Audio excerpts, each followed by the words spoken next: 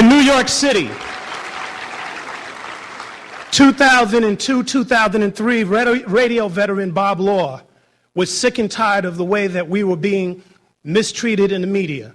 So he brought together more than 1,000 people and held a tribunal in Harlem and brought everybody out there to talk about what was on with radio. 6 hours later, there was an earful that the city council people and everybody had. Started a campaign called Turn Off the Radio campaign. People didn't pick this up. Fast forward to this year.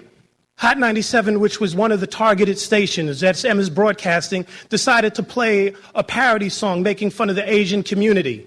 They figured, you know what, these Asian folks, they're kind of small in number. They don't know anything. Nobody's going to hear them. But they didn't realize that some of those Asians that they pissed off were very good friends with the people from the Turn Off the Radio campaign. So black and Asians and Latinos all came together and brought the heat to Emma's Broadcasting, made their stocks plummet.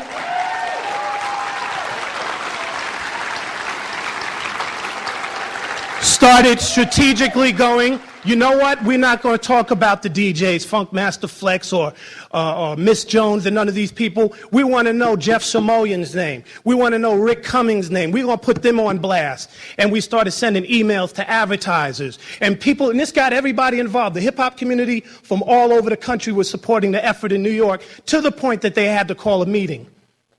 And here's this. This is what we're up against in 2005. Hip-hop pioneer Africa Bambaataa is sitting in the room. People like Rosa Clemente from our sister station BAI, an activist well known in New York, is there. DJ Cutting Candy, all these people who mean something to our communities are sitting in the room, intelligent human beings. They're asking for community access. They're asking for racial sensitivity. And more importantly, saying, you know, every time we turn on the radio, we hear your DJs using the N-word and the B-word and other disparaging words that we say we don't want to hear anymore of.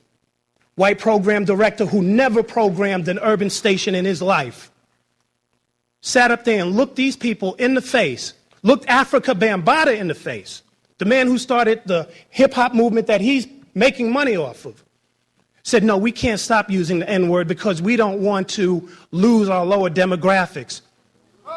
This is in 2005. This is the fight that we're dealing with. So when you turn on the radio and you go, what's going on?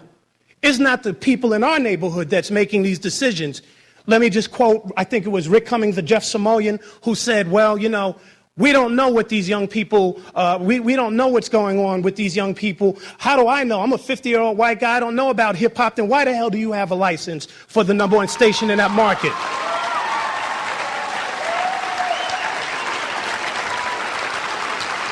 This is the fight that we have.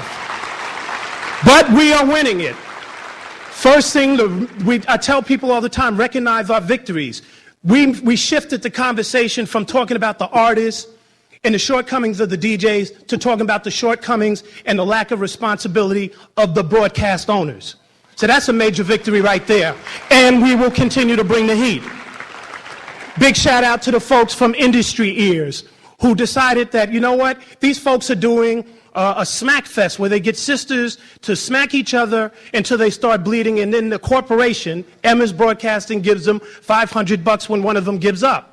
Well, they didn't think hip-hoppers were smart. We're all 30 plus. We all have houses and homes. One of them was a law student, found out that it's a violation of New York state laws to have a pugilistic competition. And then one of the fools from Emmis went on Hannity and Combs and said, it's just like a boxing match. So a few phone calls later, and Elliot Spitzer and a few city council conversations brought him up on charges and said, you can't have a pugilistic competition. You're violating New York City state law.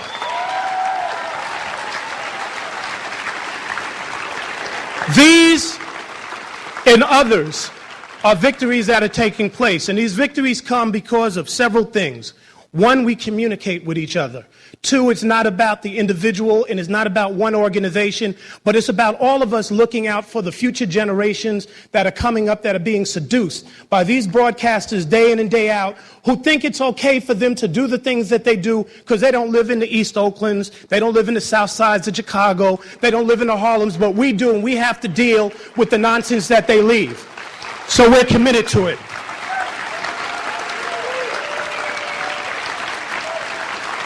Young women up in Boston, we got to give them a major shout out because they got sick and tired of what was going on. And they decided to start their own radio station. Big shout out to my crew in Los Angeles. They started their own. Big shout out to people like Freemix and all those websites and podcasters. These are communities of color doing their own thing, creating their own media, trying to not only counteract what's going on, but to make themselves competitive and hopefully surpass some of these people who are misusing the airwaves today. So those people deserve props, and I wish that those stories could be told in more fuller detail, but I'm going to represent for them tonight and give them a round of applause because they're not here, but they're hard at work. Lastly, as I close, the big white elephant that's in the room that we're getting ready to deal with, the big white elephant that is determining a lot of the stuff that we have to deal with day in and day out, the big white elephant that is saying, you know what, we're going to play these nasty songs for 7-year-olds in the middle of the morning. We're going to keep some of these beefs going on because it makes us money, et cetera, the payola word.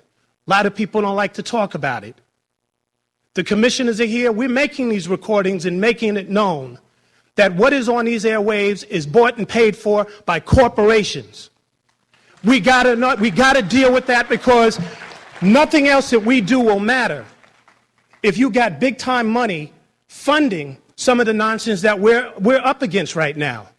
And it doesn't stop with the records.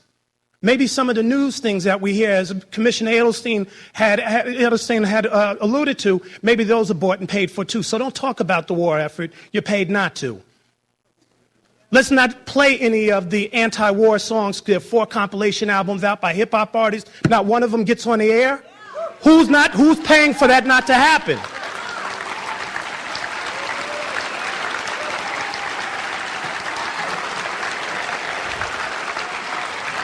In closing, all of us got to continue to do 3 things. 1, communicate with one another, continue to network with one another, use each other's resources, and more importantly, recognize that all of us have strengths and that we should use these to our full advantage to make sure that next year, when we come to this sort of gathering, that the landscape has significantly changed for the better. Thank you very much.